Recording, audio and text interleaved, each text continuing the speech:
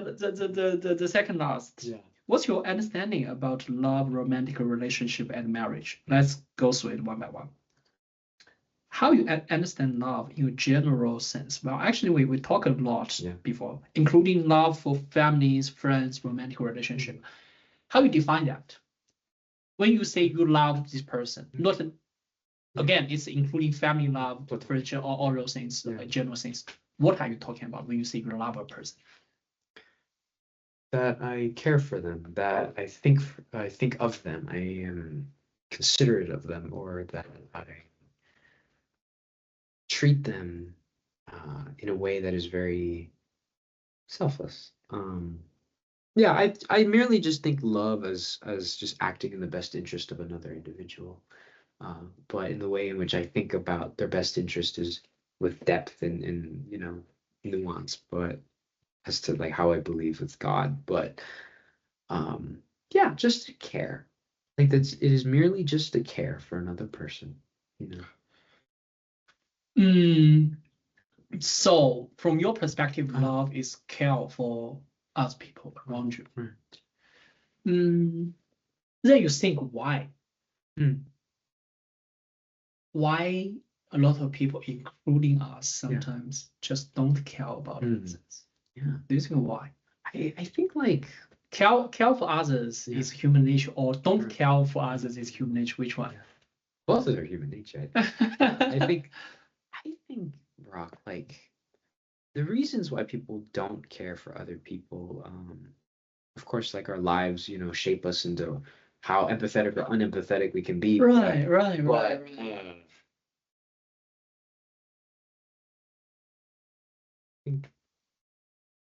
I can't answer that, but what I can answer for myself is that there are times when I do care and don't care. And when I know that I don't care, I have to really reflect as to why. Most of the time, what's the reason? Well, when you feel you don't care, it's when I see people who don't care about other people as well. That makes me not care. Interesting. About them, And, got you. Like I struggle with this in loving them because it's hard to love someone who doesn't love you. How can that's hard. Loving your enemy is hard. That's hard. Because I'm a very it's easy to love someone who loves you. Right. But truly, like imagine someone who actually does not want the best interest for you and will take you down at any moment. Can you love them? It's hard. Yeah. It's really hard. Yeah. But I think even when I do feel like that, I don't let my feelings get in the way of love, because love is an action more than anything. Can't feel it, you do it, right? You give it. Henceforth, that's why we can love our enemies. Not have to feel it per se, but. And love is about giving. Do you think that we can always love, or only when we already have a lot of things, then we can love? Because it's easy to think about it. Okay, now I don't love because I'm poor, because I don't have this, I don't have that, so I don't love. In the future, when I have a lot of stuff, then I will love and then I will be giving. How do you think about that? I think going back to the point of understanding people's needs, it's not everything's materialistic. I think very rarely it is. Well, I wouldn't say rarely. I think it's the fact. Depends, case by case. But from what I've experienced, it is the heart that needs to be given something, and it can look like materialistically, or it can look like it's you're giving someone a but it is merely, it's just one of the way to show. Let's say you can buy someone something, but a handwritten Thanksgiving card, thanks card is also valuable.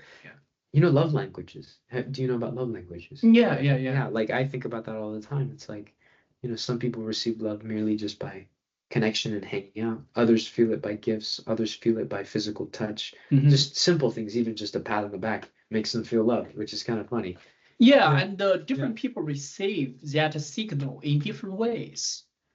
And so it's like, that's how I think about that. Gotcha. So the following is that just now we talked about general love. Mhm. Let's narrow down how you understand romantic love.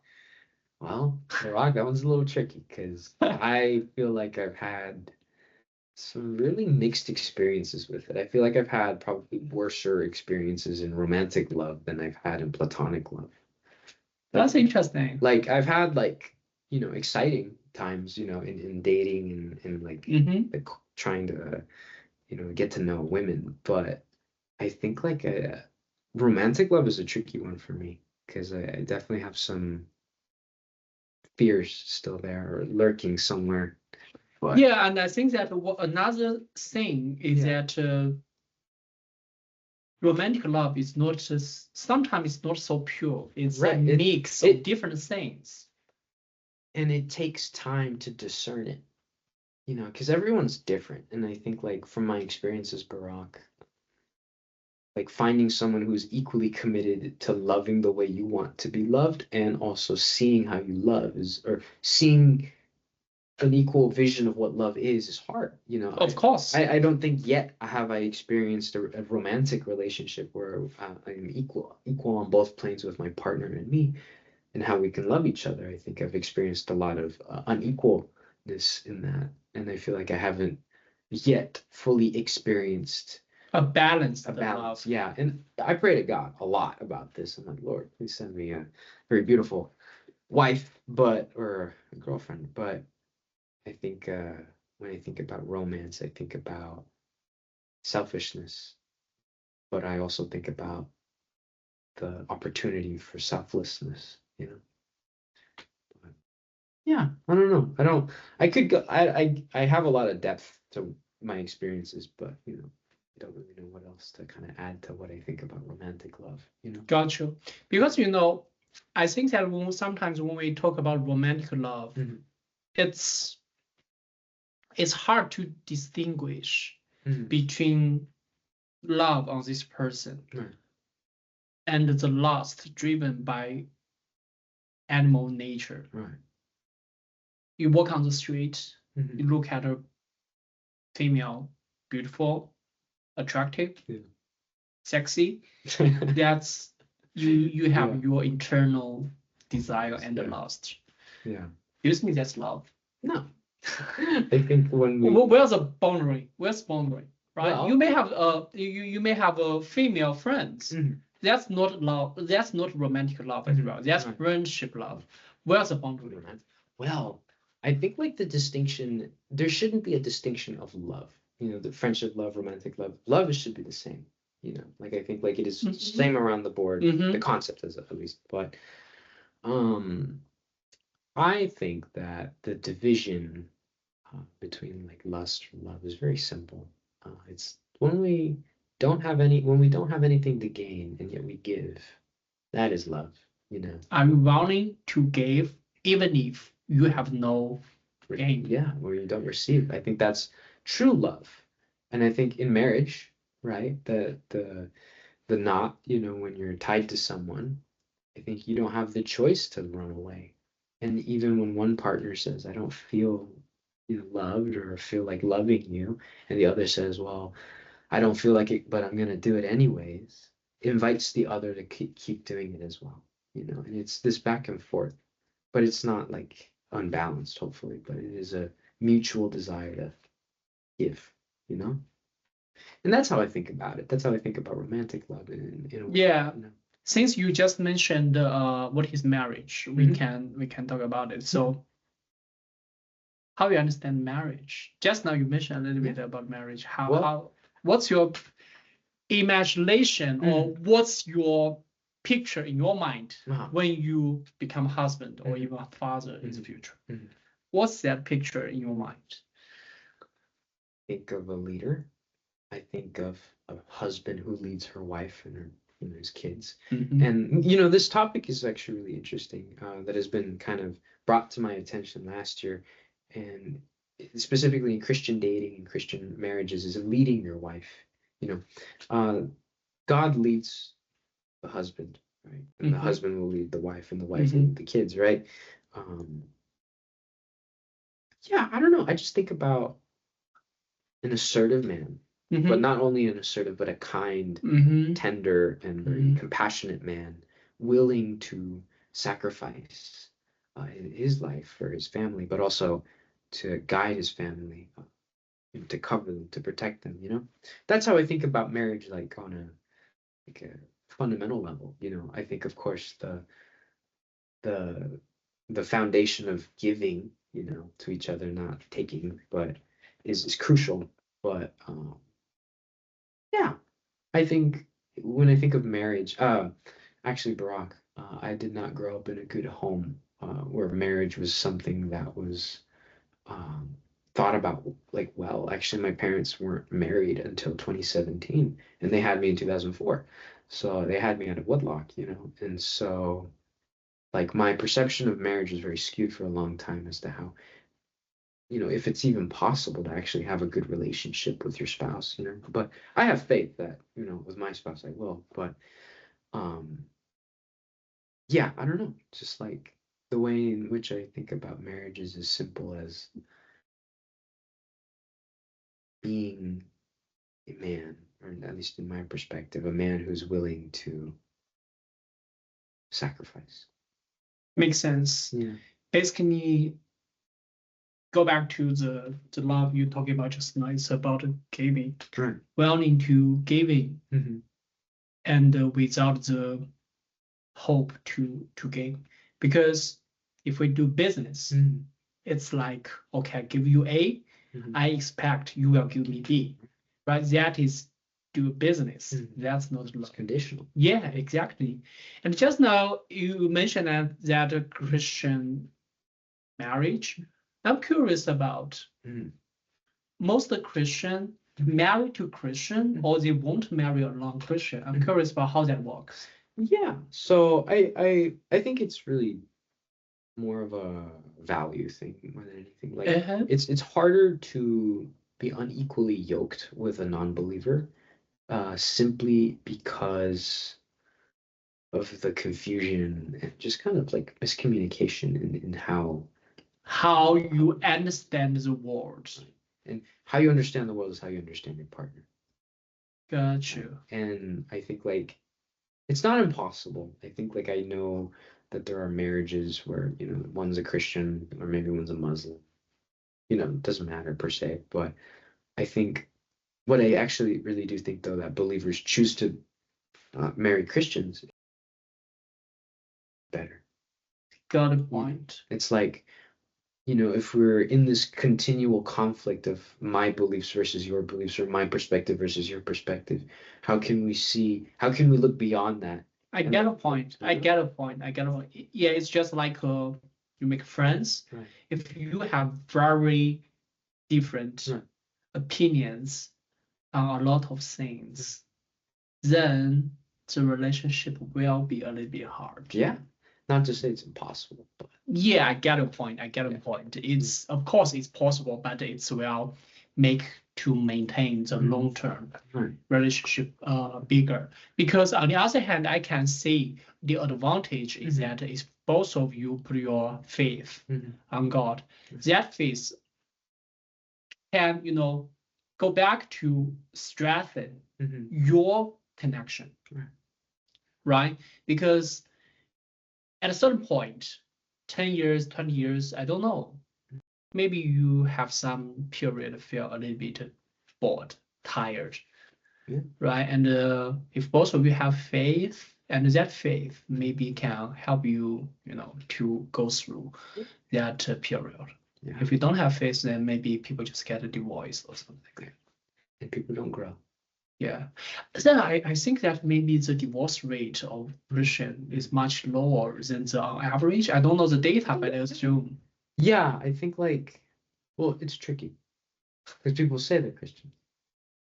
But yeah, I get a point.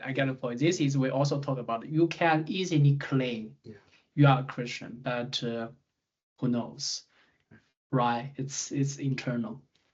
The last question is that if you have a friend who is single and haven't have a romantic relationship, what's your suggestion or advice for him or her? talk to girls.